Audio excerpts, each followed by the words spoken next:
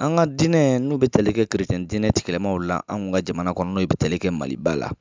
O ye kunnafoni mun ni o bɛ tali kɛ hakili ɲɛmajɔ mun sɔrɔla olu bolo ka ɲɛsin Mali yɛrɛ ka taabolo ma. Mali bɛ kisa mun na bi, k'i b'a ye k'a fɔ Mali bɛ gɛlɛya kɔnɔ bi, gɛlɛya mun ni a kɔni a warilen don ka se yɔrɔ caman la.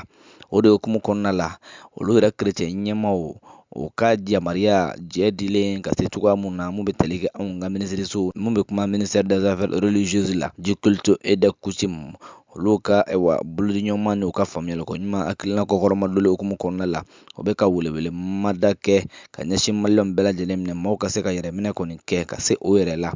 O de la o ko k'u b'a ɲini bɛɛ lajɛlen fɛ maaw ka se ka tugu diinɛ tigilamaw kɔ, diinɛ labaarabaw, yaasa o bɛ se ka gɛlɛya minnu kɔni talen bɛ ka diinɛw sɛgɛrɛ bi ka se ka wulikajɔ kɛ k'i kɔ da o la cogo minnu la. O la ko o jigiya dalen bɛ bɛɛ lajɛlen fana ka faamuyaliko ɲuman kɔni kan, ko Ala a ka barika don an ka Maliba la.